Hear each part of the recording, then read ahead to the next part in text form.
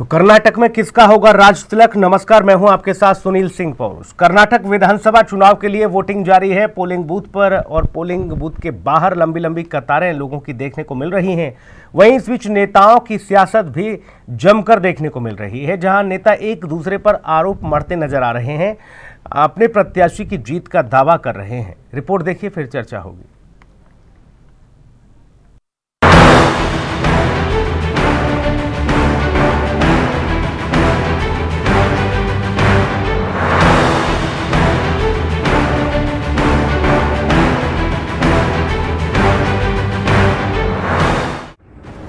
कर्नाटक विधानसभा चुनाव में प्रचार के दौरान सियासत जितनी हाई रही, उससे कहीं ज्यादा वोटिंग के दौरान सियासी पारा हाई दिखा, जहां सभी नेता एक दूसरे पर आरोप मढ़ते नजर आए और अपनी अपनी पार्टी के प्रत्याशियों की जीत का दावा करते दिखे। वहीं इस दौरान वोट करने से पहले कई दिग्गजों ने मंदिर में पूजा अर्चना की, जहां उन्होंने जीत की मन्नत मांगी। सीएम बसवराज बोम्मई ने गायत्री देवी मंदिर में पूजा की, तो वहीं पूर्व सीएम बीएस येदियुरप्पा श्री हुच्चराय स्वामी मंदिर में पहुंचे, जबकि कांग्रेस अध्यक्ष डीके शिव कुमार श्री केंके रम्मा मंदिर में पूजा अर्चना करते नजर आए। इसके बाद सभी ने वोट डाला और जीत का दावा किया।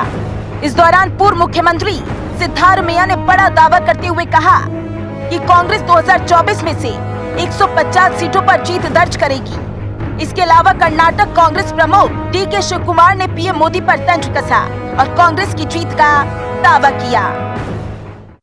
Telling,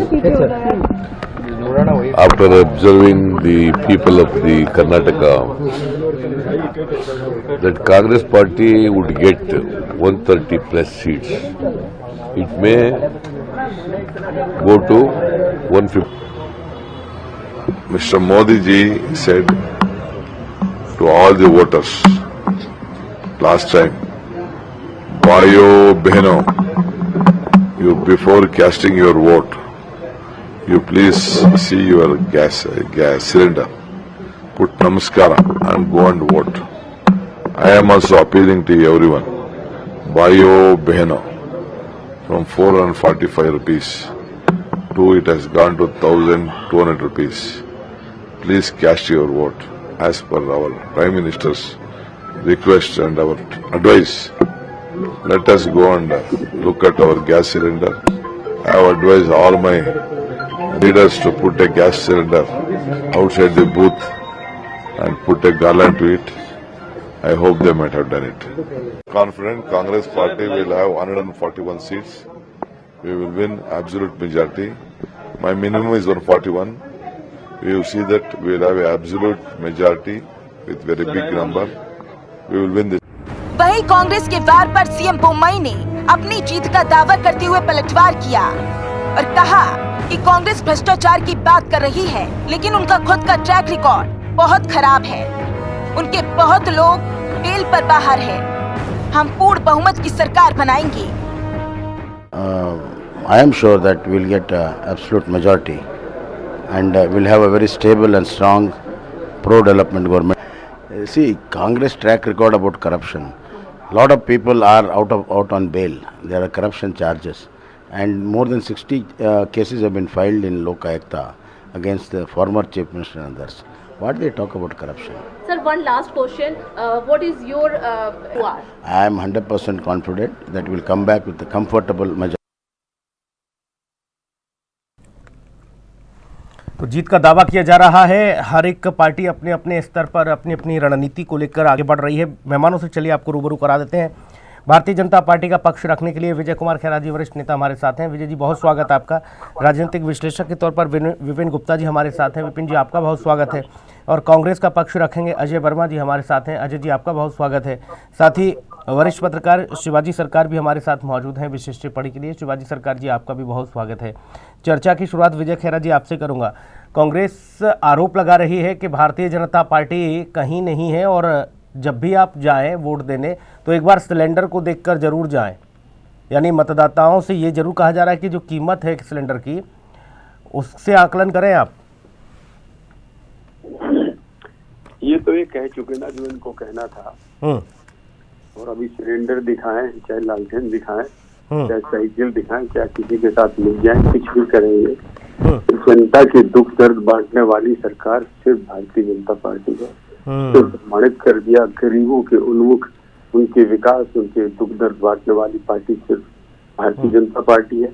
हम गरीबों को न सिर्फ खाना पहुंचा रहे हैं, जब से कोरोना आया है, जब से करोड़ लोगों के परवाह कर रहे हैं।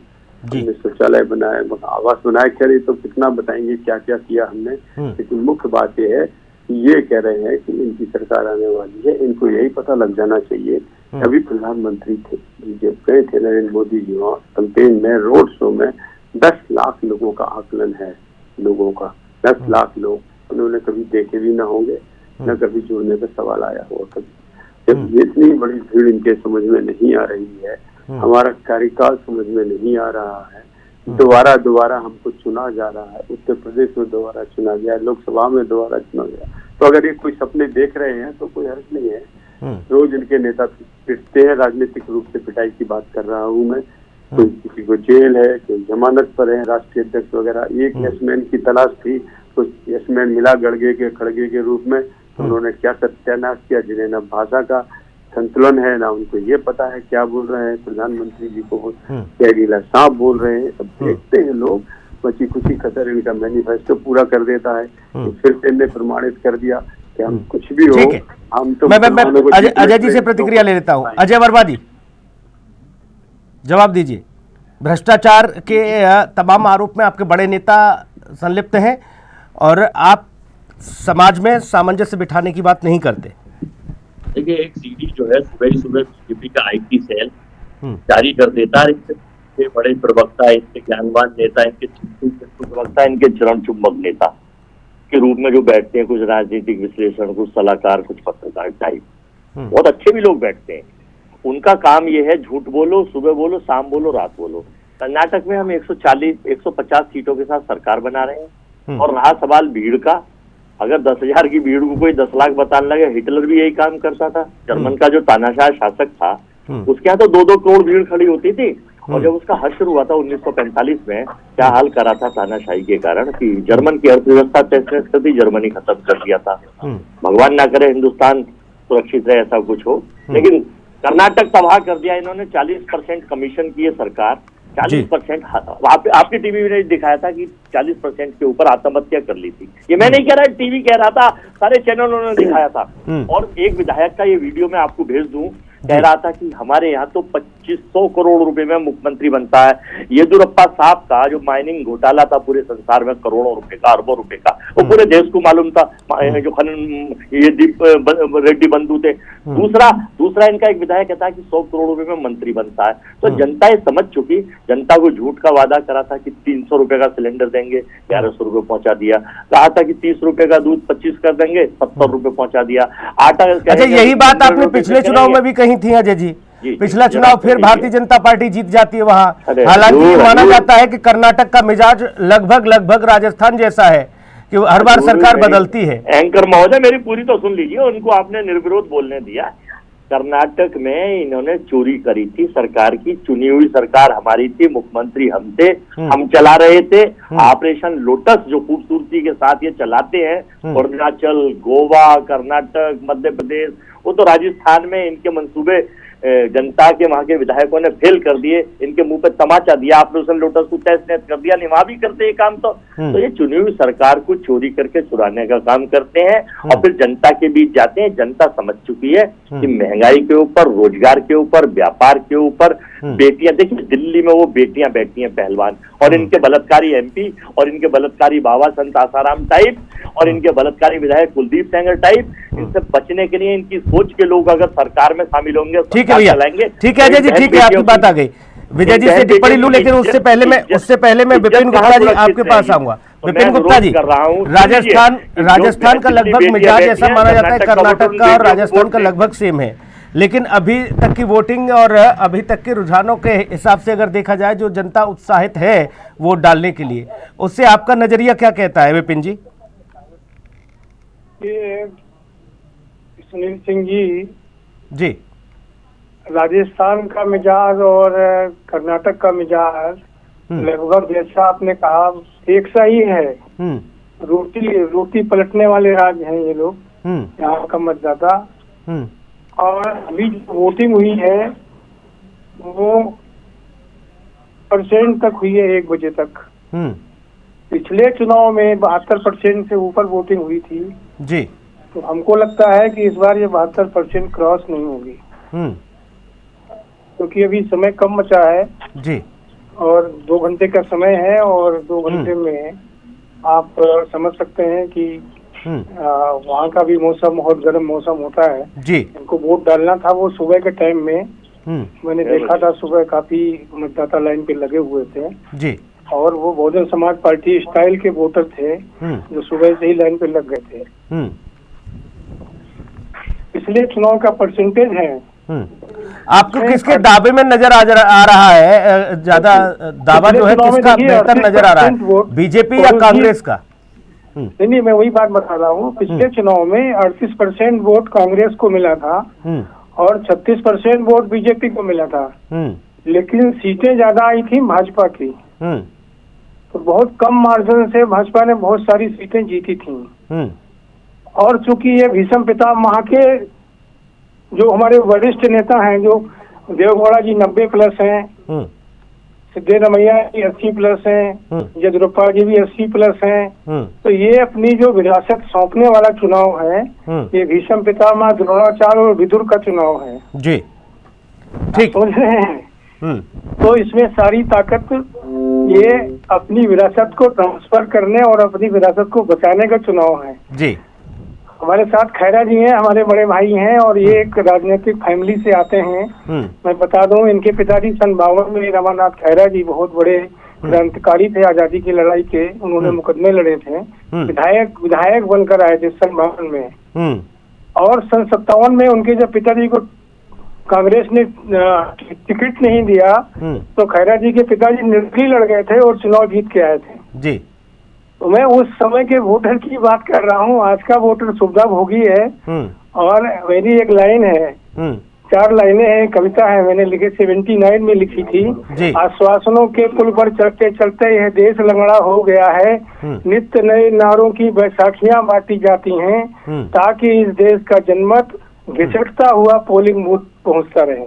जी बिल्कुल। तो हालात देश के अब ऐसे हो गए हैं कि जो फ्री की कल्चर आई है, और कर्नाटक का चुनाव हम समझते हैं कि चंदन का राज है, वीरप्पन का राज है, और जिस तरह से यहाँ गंदगी इस चुनाव में हुई है, चंदन की महक समाप्त हो गई, और जहरीला सांप क्या क्या कहा गया है आपको सब पता है। आप जी जी ठीक है। शिवाजी सरकार जी, आपकी टिप्पणी। मेरी जो पीड़ा है, मैं चूंकि भारतीय मतदाता संगठन का राष्ट्रीय अध्यक्ष हूँ, तो ये जो चुनाव में टिकट बांटे गए हैं अपराधियों को, 221 सीटें कांग्रेस लड़ रही है, उसमें से 69 अपराधी हैं। ये शर्म की बात है। बीजेपी के 224 में 30% अपराधी हैं, और जेडीएस के 208 में 52 हैं। आप पार्टी ने भी जो संस्कृति संस्कारों की बात करके नारे लगा के अन्ना जी के साथ आई थी, उनके 208 में कम है, 30 है, 14% है। तो जो राजनीति में तो हमने जो कि मैं जयप्रकाश नारायण जी के साथ काम किया है, लोकनायक जी के साथ। जी जी, मैं आऊंगा, दोबारा आऊंगा आपके पास विपिन गुप्ता जी। शिवाजी सरकार जी से एक टिप्पणी ले लेता हूँ। शिवाजी सरकार जी, आपको क्या लग रहा है कर्नाटक का मिजाज, और किसके दावे और वादे में दम है? इतिहास दोहराया जाएगा या फिर नया इतिहास रचा जाएगा? देखिए, अभी चुनाव चल रहा है, और इस चुनाव के चलते वक्त आप यहाँ समझ तो कह सकते हैं क्या हो रहा है। देखिए, एक तो चुनाव पैटर्न देख रहे हैं, उसमें जो वोटिंग का पैटर्न है उसके हिसाब से 70% के आसपास की वोटिंग रहेगी। 70% की वोटिंग आजकल जो है बहुत ज्यादा नहीं मानी जाती है, एवरेज वोटिंग मानी जाती है। तो इस हिसाब से जो है मैं समझता हूँ कि अभी तक के जो ट्रेंड है, हालांकि हो सकता है कि जैसे गुजरात में देखने को मिला कि 4 बजे के बाद से उमड़ घुमड़ कर वोटर कहाँ से आ गए और फिर रात तक वोटिंग होती रही। अगर वैसे माहौल यहाँ हो जाता है तो अभी कहा नहीं जा सकता है, पर अभी तक जो माहौल है वो लगता है सामान्य वोटर्स जो है सामान्य तरीके से ही आ रहे हैं। जो उम्मीद की जा रही थी शायद राजनीतिक दलों से कि वोटर उमड़ घुमड़ के आएंगे और किसी एक पार्टी को जिताने की मदद करेंगे, वैसा मुझे नहीं लग रहा है कि अभी ऐसा कुछ होता है जी। उसके बावजूद जो है हम लोग जैसा देखते हैं कि कुछ शिकायतें भी आई हैं, कुछ एक वोटर्स की शिकायत भी की है कि ये फाइट जो है नेक टू नेक चल रही है, ये माना जाए कांग्रेस और भाजपा के बीच में। जी, कांग्रेस और भाजपा के बीच में ये फाइट नेक टू नेक है, वहां पर कांटे की टक्कर मानी जाए कर्नाटक में। ये टक्कर तो देखिए कांग्रेस और भाजपा के बीच में है, पर उसमें ये है कि एक चीज दोनों के आपको समझना पड़ेगा कि न तो कांग्रेस पूरे आपके कर्नाटक में फैली हुई है, न भाजपा फैली हुई। हर एक सिलेक्टेड पॉकेट्स हैं और जेडीएस के भी सिलेक्टेड पॉकेट्स हैं। इसीलिए उन सिलेक्टेड पॉकेट्स में से देखिए पिछली बार भी कांग्रेस को वोट ज्यादा मिले, 2% मिले थे, पर सीट उतनी नहीं आए। तो बीजेपी को अभी भी ये उम्मीद लगी हुई है कि भले ही वोट उनको ज्यादा मिल जाए, सीट बीजेपी की ज्यादा आएगी। तो ये बूथ मैनेजमेंट का जो इशू है वो कौन कैसे अच्छा कर लेता है, शायद बीजेपी। अच्छा, कहीं ऐसा ना हो शिवाजी सरकार जी कि दो लोगों के बीच के इस प्रतिद्वंद में तीसरा किंग मेकर बन जाए। तीसरा का मतलब जेडीएस के इतनी ताकत नहीं है कि पूरे कांग्रेस कर्नाटक के 100 सीटों पर वो कब्जा कर सके। जेडीएस में इतनी ताकत नहीं है। जेडीएस की जो है वो सत्ता की चाबी, मेरा कहने का तात्पर्य सत्ता की चाबी जेडीएस के पास रहे कि वो जिसके साथ जाए उसकी सरकार बने। नहीं, देखिए ये हो सकता है कि अगर संख्या पूरी नहीं आती है तो पहले आपने देखा था कि किस तरह से यहाँ झोले खुल गए, ऑपरेशन लोटस को कामयाबी कर दी गई देश की सरकार जो इसमें पारंगत है उसके राजाओं ने। ठीक है विजय कुमार खेरा जी, पूर्ण बहुमत या फिर ये भी माना जाए एक तरह से कि भाई हो सकता है कि जेडीएस भी आ जाए उस भूमिका में जो चाबी अपने पास रखे। इसकी कोई संभावना नहीं है। भारतीय जनता पार्टी की तारीख में अगर किसी के पास बहुमत नहीं आता है तो जेडीएस के हाथ से तो इस तरह की अटकलें लगाने का कोई मतलब भी नहीं दिखाई दे रहा मुझे तो। लेकिन अभी एक तो मैं विपिन गुप्ता जी का बात कर दूं, उन्होंने मेरे पिताजी को याद किया। दूसरी बात ये अजय वर्मा जी जो बोल रहे थे 10 लाख की भीड़ के लिए और जर्मन और फलाना ढिकाना कुछ भी बोले जा रहे थे, ये अपने नेताओं की स्थिति के बारे में बोल नहीं पाए, दल बदल की बात कर रहे थे। किसने शुरू किया? हिंदुस्तान मंथन लगातार जारी है अजय भैया। एक लाइन जी। हिंदुस्तान के इतिहास में, राजनीति के इतिहास में इंदिरा गांधी ने शुरुआत की थी। आया राम गया राम, भजन लाल एंड कंपनी, बार सरकारें बदल के खरीद के ये शुरुआत कांग्रेस पार्टी ने की थी। इसलिए दल बदल कानून लगाना पड़ा, वादे बनाना पड़ा। इसके बावजूद भी अपना इतिहास ही भूल जाते हैं। पहले तो इतिहास की बात करते हैं, हम वो कांग्रेस है, ये कांग्रेस नकली चोला पहन के जो बैठी हुई है तो कांग्रेस है ही नहीं। कांग्रेस का ना ये मोटिव पे चलते, ना एम्स पे, ना ऑब्जेक्ट पे, ना जो कहते हैं उसको करते ही नहीं है कभी। लूटपाट के अलावा भ्रष्टाचार के किंग बने हुए हैं। और दूसरी भी हर बार यशमैन ढूंढते रहते हैं। यशमैन को ढूंढा, वो प्रधानमंत्री को साफ बोलता है, उसका बेटा नालायक बोलता है। इस तरह से राजनीति करेंगे ये लोग? शर्म तो लगनी चाहिए। अगर ये दूसरी रीजनल पार्टी इस तरह करती, समाजवादी पार्टी में समझ सकता हूँ इस तरह की बात, बिहार की राजा का करती। कांग्रेस पार्टी का ये हद हो गया तो उसका राष्ट्रीय अध्यक्ष प्रधानमंत्री को विशाला सांप बोल रहा है और ये उम्मीद लगाए बैठे कि जीतेंगे इन लोगों के सहारे, इन नेताओं के सहारे जीतेंगे ये। राष्ट्रीय अध्यक्ष जमानत पर, पुराना अध्यक्ष जमानत पर, और ये इनकी हालत है कि कल जमानत पे ये होने वाले हैं। सोनिया गांधी की अभी फिर संसद सदस्य मिट जाएंगी, फिर ये कहेंगे कि मोदी जी ने कर दिया। हरकतें आप करते हैं, बोले आप सॉवरेनिटी के ऊपर है, इसके बाद आप जब हट जाएंगे, आप तो शपथ लेके आए थे ना पार्लियामेंट में, सोनिया जी आई थी। ठीक है, उस शपथ को आप निभा नहीं रहे। बिल्कुल, मैं जवाब ले लेता हूँ। अजय जी जवाब दीजिए, ऐसे कैसे जीत पाओगे आप लोग? आप लोगों ने ऐसा विष फैला दिया जी। देखिए, अध्यक्ष तो राष्ट्रीय अध्यक्ष संस्था के हैं, प्रधानमंत्री एक बहुत बड़ा पद होता है और संवैधानिक पद होता है। और देश के प्रधानमंत्री जब बंगाल में जाके कहते हैं दीदी ओ दीदी, देश की 70 करोड़ महिलाओं को अपमान करने का काम प्रधानमंत्री के पद की गरिमा गिराते हैं। मैं नहीं कह रहा, ये न्यूयॉर्क टाइम्स ने भी कोट किया था और चैनलों ने भी कोट किया था। दूसरा, 50 करोड़ की गर्लफ्रेंड मित्रों, जर्सी गाय। यूपीए की अध्यक्ष श्रीमती सोनिया गांधी, जिसके हमारे 2 प्रधानमंत्री शहीद हो गए देश के लिए। और ये जो बैठे हुए लोग हैं, इनके भाई कांग्रेस से विधायक रहे, इन्हें कांग्रेस से टिकट नहीं मिला तो इन्होंने सत्ता के लालच में बीजेपी ज्वाइन कर ली और यहाँ बैठ के ज्ञान बांट रहे हैं जनता को। सीडी ले आते हैं या सीडी ले आते हैं। नहीं, ये सीडी ले आते हैं वहाँ से। I joined BJP when Congress was in power.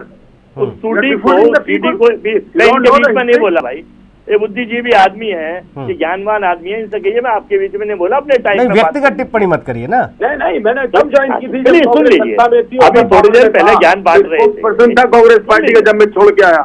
अरे छोड़ लीजिए, जरा सुन लीजिए भाई साहब, सुन लीजिए। तो मैं ये बताना चाहता हूँ कि देश के प्रधानमंत्री, आपकी तरह थोड़ी करनी मुझे जूता पॉलिश, देश के प्रधानमंत्री कहते हैं 50 लाख की गर्लफ्रेंड, कहते हैं जर्सी गाय, कहते हैं। अच्छा, इसीलिए फिर आपने जहरीला साहब कह दिया? नहीं, हमने कुछ नहीं कहा भाई, हमने तो ये कहा, हमारे अध्यक्ष तो सुनो, इन्हें बेचैनी है। एससी शेड्यूल कास्ट का एक राष्ट्रीय अध्यक्ष हमने बना दिया, तो बहुत बेचैन है, इनको पीड़ा करते। और ये हम हम तो खुश हैं, मिठाई। एक चीज, एक तथ्यात्मक सवाल अजय भाई ये बताइए, अजय भाई ये इस पर बहुत चर्चा हो चुकी है, मुझे ये बताइए, इससे कुछ पार्टी को लगा कि दोनों ही चीजों पर नुकसान हुआ? एक तो ये जहरीला सांप वाला और दूसरा केरला 40% कमीशन की सरकार जो है, ये जो चल रही है वर्तमान में डबल इंजन की, अडानी जी आज तक ये नहीं बताया कि 20,000 करोड़ कहाँ से आए, कैसे दिए, ये नहीं पता चला। वो 602 नंबर पे 2 नंबर पे कैसे आ गया? 85 करोड़ लोगों को ये कह रहे हैं हम अनाज बांट रहे हैं। लोगों से कहा था कि मित्रों हम गरीब अमीर हो जाएगा, अरे भाई 5 किलो अनाज पे आश्रित करके भिखारी बना दिया। ये देश के हालात हैं। वर्ल्ड हंगर इंडेक्स देख लीजिए, वर्ल्ड हैप्पीनेस इंडेक्स देख लीजिए। कर्नाटक की बात हो रही है, कर्नाटक की बात हो रही है अजय भाई, कर्नाटक की बात हो रही है। आप अभी भी राष्ट्रीय उन्हीं मुद्दों को लेकर आप बात कर रहे हैं, जिनको लेकर शरद पवार जी ने भी आपको आईना दिखा दिया था। ठीक है, विपिन गुप्ता जी, आपकी टिप्पणी चाहूंगा। देखिए, जो खैरा जी और अजय जी की जो ये तो पॉलिटिकल बहस है, ये लोग राजनीति से जुड़े हुए हैं। मैं क्योंकि एक मीडिया चीजें होनी चाहिए, कुछ तथ्य तो हो राजनीतिक दृष्टि से, क्योंकि अभी जो ये रोटी पलटने वाली बात है, ये तो 48 साल से कर्नाटक में जो आपने पहले राजस्थान का जिक्र। मैं आऊंगा भैया, अजय भैया रुक जाइए अजय भैया, चर्चा हुई है, बहुत चर्चा हुई है, बहुत चर्चा हुई है उस पर भी। अभी कर्नाटक भैया, अभी कर्नाटक है, पहलवान बेटियों के बारे में बोल दीजिए। ठीक है, अभी कर्नाटक है भैया, उस दिन बुलाया नहीं गलती से आपको। करो अजय, जो रट के लाए वही बोलेंगे, आप बहस कुछ भी करो, अजय जो रट के लाए वही बोलेंगे। विपिन गुप्ता जी कंप्लीट करें आप जी। अब ये वहाँ पे देखिए, जाति मुद्दा जो लिंगायत का जोड़ दिया है, समर्थन दे दिया हमें तीनों समुदाय ने। अब वो जो 40% ये मुद्दा तो बनाया है, सेकने के लिए कह लीजिए, भगवान के नामों का उपयोग हो रहा है। मेरी तो ये राय है कि जैसे बाल ठाकरे को चुनाव आयोग ने रोका था 99 और 6 साल के लिए रोक लगा दी थी कि ना आप चुनाव लड़ सकते हैं ना वोट डाल सकते हैं, ऐसा कुछ कानून बनाना पड़ेगा जिससे ये राजनीतिक गंदगी, कम से कम भगवान का इस्तेमाल और मंदिर मस्जिद का इस्तेमाल, इस तरह की जो चीजें हो रही है, मेरा ये मानना है। और इसपे चुनाव आयोग ने संज्ञान लिया है, लेकिन इसपे कानून देखिए, हमको याद है TN सेशन से पहले कोई भी नहीं जानता था कि चुनाव आयोग भी कोई एक चीज होती है देश में, और उन्होंने जो पहचान बनाई चुनाव आयोग की। लेकिन उसके बाद क्या हुआ? तो अभी हमारे अश्विनी उपाध्याय जी हैं, इतनी PIL में भारतीय मतदाता संगठन की तरफ से बोल रहा हूँ, हम लोगों ने ये एक वहां से सुप्रीम कोर्ट से कानून पास कराया कि क्रिमिनल लोगों की लिस्ट आप अखबार में निकालिए, उनकी पूरी आप डिटेल पोलिंग बूथ की बाहर लगाइए।